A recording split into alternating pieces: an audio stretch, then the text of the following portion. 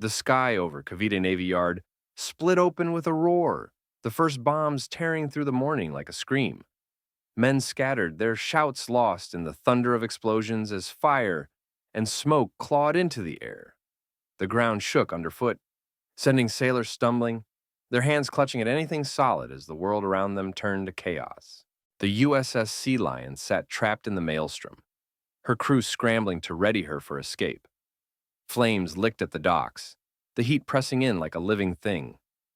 Orders barked over the din, but the words barely cut through the panic. Some men ran for the guns, others for the engines, anything to get the sub moving before the next wave hit. Then, the bombs found the fuel depot. The blast sent a shockwave rippling through the yard, a wall of fire and debris swallowing everything in its path. The Sea Lion rocked violently, her hull groaning under the strain. There was no time left, only the desperate fight to survive as the yard burned and the enemy circled overhead. The USS Sea Lion SS-195 slid into the water on May 25, 1939, a sleek and silent sentinel of steel. She wasn't just another submarine. She was a marvel of her time, packed with the latest in naval tech, built to outmaneuver and outlast anything the Pacific could throw at her. Her crew knew it, and so did the world. This wasn't just a warship, it was a statement. America was watching, and America was ready. With her powerful engines and cutting-edge sonar, the Sea Lion could strike fast and vanish just as quick. She was designed to dominate the depths, a shadow beneath the waves that could turn the tide of any battle. But more than that, she carried something intangible, a spirit, a defiance. In those uncertain years before the war, she stood as a symbol of American resolve, a promise that no challenge would go unanswered. When she set sail, it wasn't just a submarine heading to sea. It was a message, and the Pacific was listening. The USS Sea Lion isn't just any submarine, it's a beast built for endurance and power. This thing can dive deeper than 200 feet, slicing through the ocean like it's nothing. And when it comes to range, try 11,000 nautical miles. That's right, it can go farther than most ships even dream of, staying out there for months without breaking a sweat. Its hull is reinforced to handle the crushing pressure of the deep, and its engines are designed to keep running no matter what. Whether it's patrolling the darkest trenches or cruising across entire oceans, the Sea Lion doesn't just survive, it dominates. This submarine isn't just a machine, it's a force of nature, built to outlast anything the sea throws at it. The USS Sea Lion wasn't just any submarine, it was a beast built for battle. At its heart were 8 massive 21-inch torpedo tubes, 4 up front and 4 at the stern, ready to unleash hell on anything that crossed its path. And it didn't stop there. The crew had 10 reloads, meaning they could strike hard and keep striking, turning the tide of a fight before the enemy even knew what hit them. But the Sea Lion wasn't just about torpedoes. Sitting proud on its deck was a 3-inch gun, a versatile weapon that could take out smaller ships, shore targets, or even fend off aircraft if things got desperate. That gun gave the sub a punch above its weight, making it dangerous even when surfaced. Put it all together, and you had a submarine that could hit fast, hit hard, and keep hitting. The Sea Lion didn't just lurk in the shadows. It dominated them. By late 1940, the USS Sea Lion, a sturdy submarine of the S-class, was making its way to Cavite Navy Yard in the Philippines. This wasn't just another routine deployment. It was a calculated move in a world edging closer to war. Cavite was a critical hub, sitting right on Manila Bay, a stone's throw from the South China Sea. It gave the U.S. a strong foothold in the Pacific, a place to project power and keep an eye on Japan's growing ambitions. But getting there wasn't easy. The journey stretched thousands of miles across open ocean, where enemy subs and surface raiders could lurk unseen. The Sea Lion's crew knew the risks: mechanical failures, sudden storms, or worse, an unexpected encounter with hostile forces.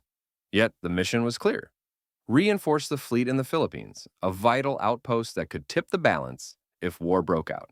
The yard itself was more than just a repair station. It was a symbol of American presence in Asia, a message that the U.S. wasn't backing down. And with tensions rising, every ship that arrived there sent a signal, one of readiness, of resolve. The Sea Lion's deployment was just one piece of a much larger strategy, a quiet but firm step in a game of global chess. The USS Sea Lion was a wreck, her hull groaning under the weight of the damage. Smoke still curled from the bomb's impact, and the acrid scent of burning metal hung thick in the air. Lieutenant Commander Voge stood on the deck, his boots crunching over debris as he surveyed the destruction. There was no saving her, not like this. The orders were clear: scuttle the sub before the enemy could get their hands on her. Voge moved with purpose, barking commands to his crew. They worked fast, their hands steady, despite the weight of what they were about to do. Demolition charges were placed with precision, each one a final, irreversible step. There was no time for hesitation, no room for doubt. The Sea Lion had served her purpose, and now she had to be sent to the bottom. As the last charge was set, Voge took one final look around. The sub had been more than steel and machinery. She'd been their home, their shield in the dark depths. But war didn't care about sentiment. He gave the order, and the crew fell back. The charges detonated with a deep, shuddering roar, and the Sea Lion began her slow descent into the black water below. Voge watched until the last of her vanished beneath the waves, then turned away. There was still a war to fight. The summer sun beat down on the South China Sea as the joint American and Filipino team worked tirelessly aboard the research vessel. They'd been scanning the depths for weeks, but this time, something was different. The multi-beam sonar hummed to life, sending pulses of sound deep into the dark water below. The team huddled around the screens, watching as the data streamed in, pixel by pixel, revealing the shadowy outline of something massive resting on the ocean floor. One of the technicians pointed, her voice barely above a whisper. "There, look at that shape. It's got to be a submarine." The captain leaned in, his eyes narrowing as the image sharpened. The contours were unmistakable: the long, sleek hull, the conning tower, the telltale damage along the bow. It matched the records perfectly. After decades of silence, the USS Sea Lion had finally been found. The team exchanged glances, a mix of excitement and solemnity in their expressions. This wasn't just a discovery. It was a piece of history, a lost vessel that had carried men into battle and never returned. The sonar kept sweeping, mapping every inch of the wreck, confirming what they'd all hoped for. The Sea Lion was right where they'd left her, waiting to be remembered. The USS Sea Lion, SS-315, slid into the water in 1943, fresh off the waves and ready for war. She wasn't just another submarine. She carried a name with history, a spirit that had already proven itself in battle. The crew knew it, and so did the men who'd served on the first Sea Lion. This new boat was built for speed, for stealth, and for striking hard when the moment came. At the helm was Lieutenant Commander Eli Reich, a man who understood the weight of the name. He'd studied the old Sea Lion's patrols, knew her victories, and carried that legacy with him.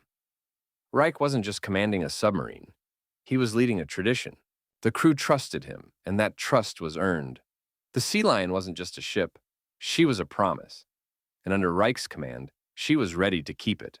The second USS Sea Lion made her mark in the Pacific during World War II, proving herself as a formidable force beneath the waves.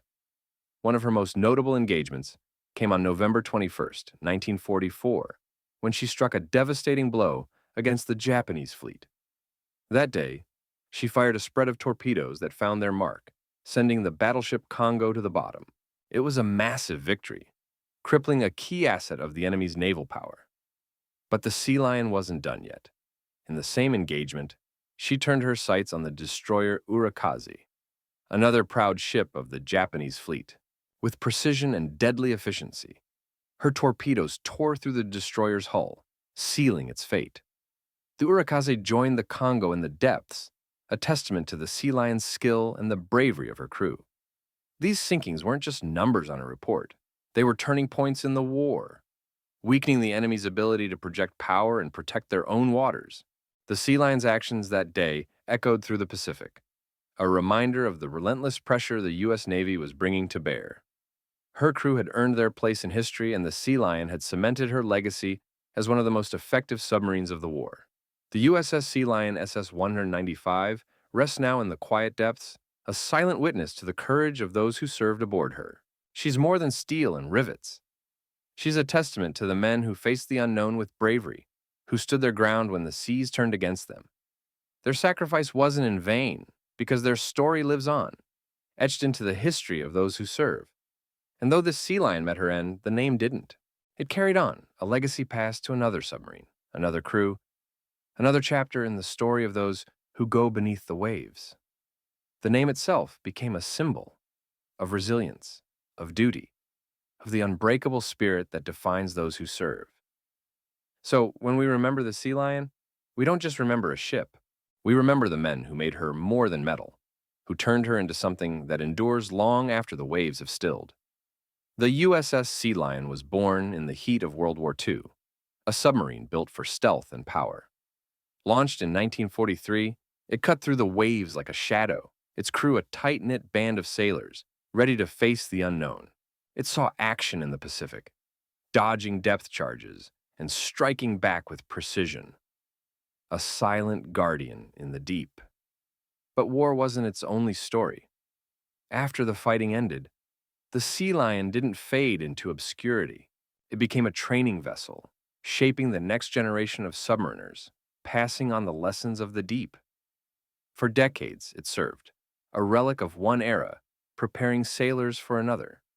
Then, in the 1970s, it vanished. Not lost at sea, but intentionally sunk as part of a target practice exercise.